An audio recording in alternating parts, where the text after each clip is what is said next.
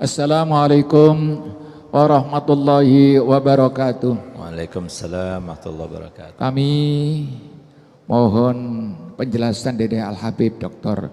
Sekap bin Hasan Baharun. Dua pertanyaan, yaitu satu, siapakah penyusun pengarang Sholawat Nariyah? Kok demikian terkenal? Tiap-tiap acara pasti ada Sholawat Nariyah. Dan itu dibaca berapa kali? Sebab saya lihat-lihat kitab-kitab itu ada yang baca 3 kali, 7 kali, 11 kali. Dari pertama kali Habib, terima kasih atas jawabannya. Siapakah penyusun Sholawat Nariyah? Kedua, dalam kitab Tafsir Jalalain ada 4 raja yang menguasai dunia.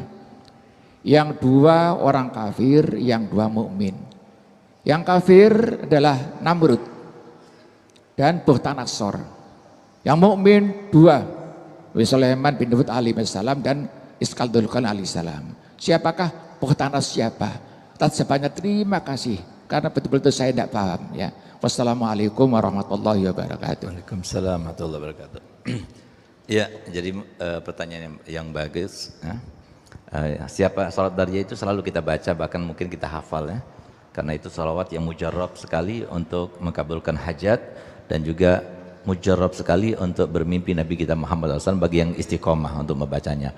Jadi di antara khasiat daripada salawat nariyah itu katanya disebutkan barang siapa yang baca 11 kali aja, 11 kali ya.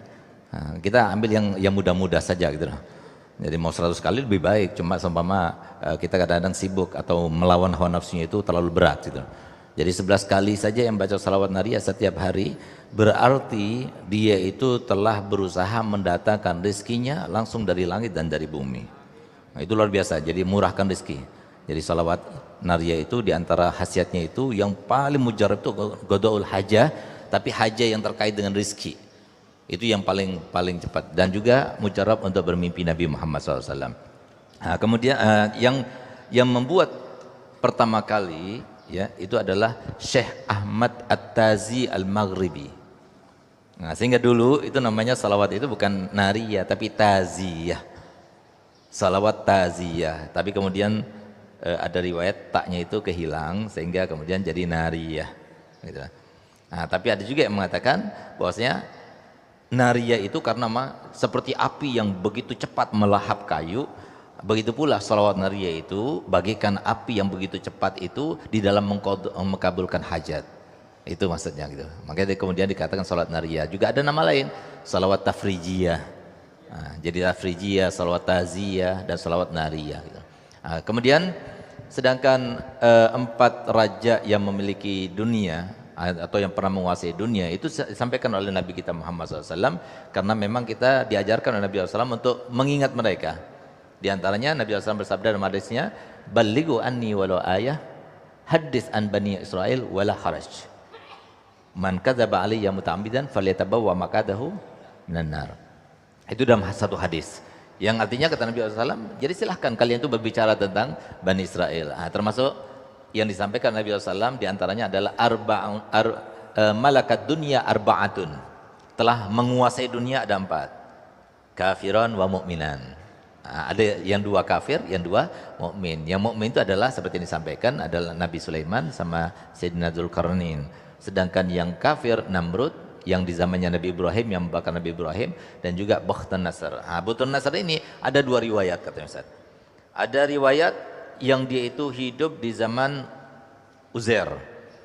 Ada riwayat yang hidup di zaman Sayyidina Yahya. Jadi yang Bukhtanasor ini seorang raja yang awalnya itu dari seorang panglima, yang dia itu mempunyai bawahan sebanyak 100.000, semuanya orang-orang hebat semuanya, dan 100.000 itulah kemudian yang menaklukkan berbagai macam belahan dunia sampai kemudian dia diangkat jadi raja dan rajanya diganti olehnya. Dia termasuk yang pada waktu zamannya Nabi Yahya bin Zakaria, pada waktu syariatnya itu yang namanya kawin sama ponakan itu nggak boleh, kawin sama anaknya saudara itu nggak boleh.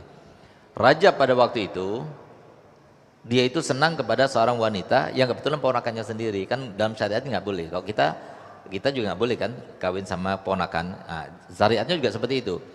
Nah, tapi kemudian raja karena dia itu sudah terpikat dengan kecantikannya, sudah mencintainya, akhirnya dia datang kepada Nabi Yahya. Kata Nabi Yahya nggak boleh. Berkali-kali dia bilang nggak boleh. Nah, akhirnya tapi dia raja sudah senang.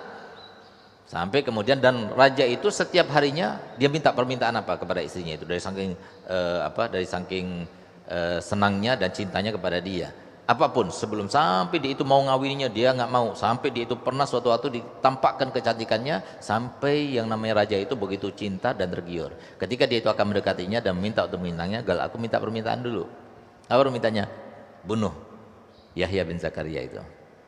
Bawa darahnya kepadaku baru aku mau kawin sama kamu. Nah, ketika itulah maka kemudian Yahya dipanggil oleh raja tersebut lalu disembelihnya Nabi Yahya itu. Dan sebagian daripada darah itu berada di tanah, jatuh di tanah dan dia itu terus menyala, dia marah, bumi itu marah dan tidak menerima sampai kemudian Allah Ta'ala akan memberikan azab kepada raja ini dan juga kaumnya. Nah, maka kemudian diutuslah Bukhtanasar yang kemudian dia membunuh Bani Israel sebanyak 70.000 orang pada waktu itu. Sehingga yang tadinya darah itu kemudian menyala-nyala dan Bani Israel tahu itu, begitu sudah dibunuh 70.000 akhirnya jadi kembali seperti semula dan hilang.